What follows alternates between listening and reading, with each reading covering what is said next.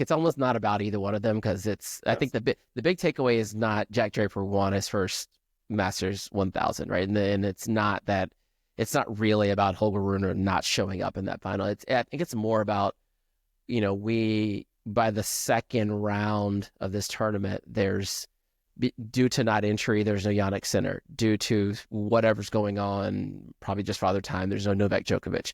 Due to Alexander Zverev, number 1 seed, out. Right. So I think this is more of a peek into the future of the men's side of the men's tour. It's just like you're gonna get some finals in big tournaments that look like this. Like Alcaraz isn't like, he's not the machine that, like, let's say your Sampras and your Federers were, right? Where he can just come. He's not old enough yet to be that laser focused. And I don't know if he'll ever be.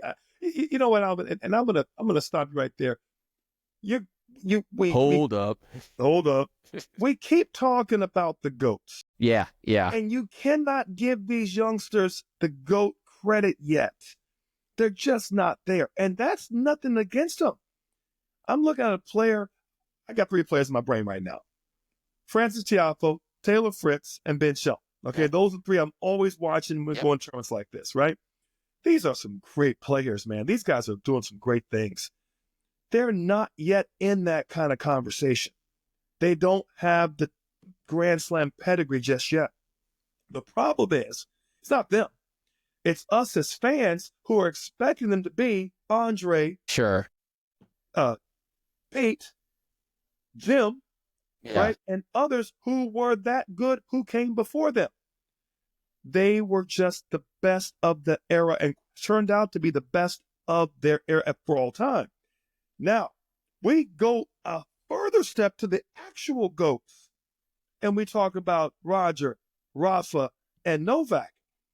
It's very difficult to go through. It's like if you were comparing the next music group to the Beatles, or Led Zeppelin, or some of these, Michael Jackson. You just cannot.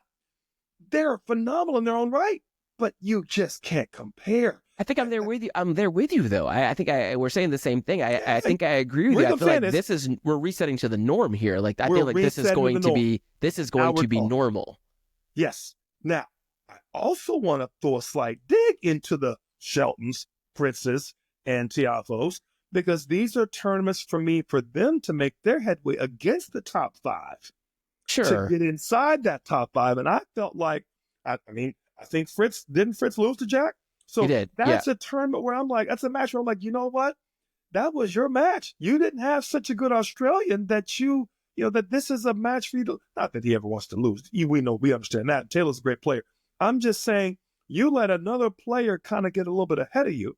You look at the year, right? The pros, if I'm not mistaken, I think it still goes off about a 16-week year that establishes their rankings and their points.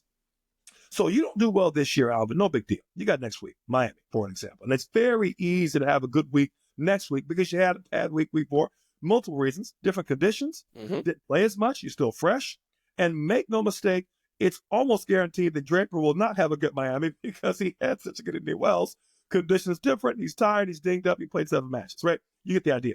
My point is to say, in that 16-week year, so to speak, you just have to have 16 good results out of the 30, give or take, 32, 35 weeks of tournament tennis you play.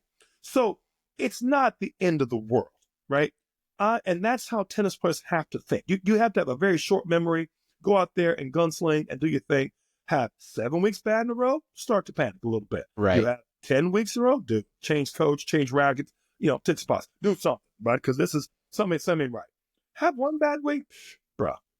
Yeah, I wouldn't even say it's a bad. I mean, we're still feeling it out. Like I know it's a rolling 52-week ranking system, so it kind of always is happening. Always but it's rolls. The beginning of the year. There is a mental reset in December. It rolls, but you're still going off a handful of results. Sure. Yeah. And so I'm saying in that 52 weeks, what you worry about is when that last big tournament falls off, right? when it rolls off 52 weeks later. That's really what you're concerned with. Before we go over to the women's side, I do want to. You mentioned Ben Shelton. I like to do. I think we are Ben Shelton fans here on the Best of 3 podcast. We we like Ben Shelton for a lot of reasons, some personal connections, 100%. but also like we just, we like what he's doing. We like what he stands for. We like what he brings to the tour. Let's just do a quick Ben Shelton check-in. I feel like Ben is making incremental improvements in his game.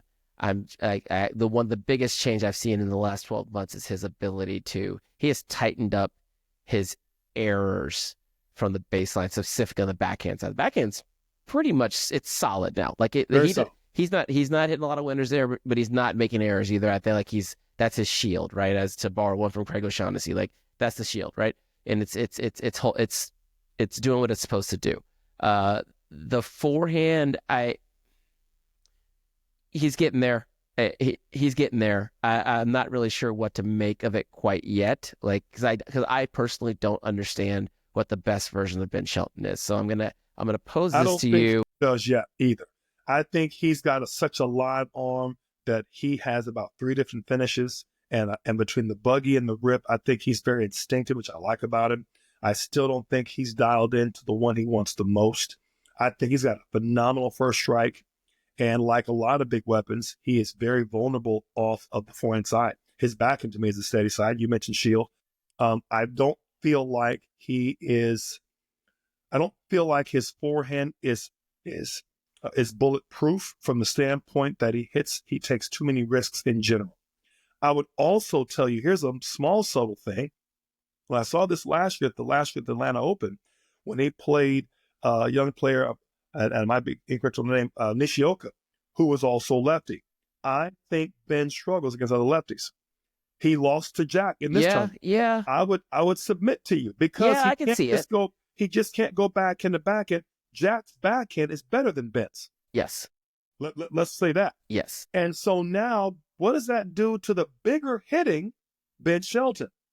He falls into a bit of the trap to overhit, to go for more, instead of out steady. I think Jack has very underrated returns. He's got very good returns. He doesn't miss many of them. His backhand, to me, is people sleep on. That's his best shot. His best shot. Yeah. Period. And now if I'm a lefty matching up on the lefty side, on the dude's side, where are you going to go? Where are you going to go? Right. You're not going to go line. I mean, it's all about Jack, it seems like. But Jack's safe. Like, Jack is safe. Jack could safe his way to steady top, somewhere between 7 and 10 in the world, like for the next 7 years if he stays healthy. Like he's safe. His game it's safe. It's complete, if you will. I would say I like the word complete. I would even give a different word. I would say it is stable. That's the word I'm looking for. I wouldn't say, to me, it's a little weird. I'm going to tell you, Ben has the profile to beat anybody in the top 5 on a given day. Jack has the profile to beat almost everyone, right? 100 to 10, about 8 times out of 10. Right. And that is where he's at now. And you heard it right here. Going further, if you told me the scores were 4 and 5, just a break each set, right? Unfortunate for him not to get a set, because that third set could have done something for Ben. If you gave me those conditions and you put Runa against Ben, I put Ben winning his first 1,000. If you give me what was the semi? Was that who did he play? Alcaraz. In those conditions, I could see Ben Shelton beating Alcaraz in those conditions. I could. Here's why I say it: because of the serve, and because a little bit of the wind, and because that first strike. Just say, and also I still feel Alcaraz peaked. This is taking nothing away from Jack. I'm merely saying, had the matchup been, had he played anybody else that wasn't a lefty, that wasn't Jack Draper, I could see Ben getting farther in this particular tournament. And I also would submit to you, with the exception of Alcaraz, that was one of his closest scores. So yeah, it ain't like it was a walk in the park for Jack. Make no mistake.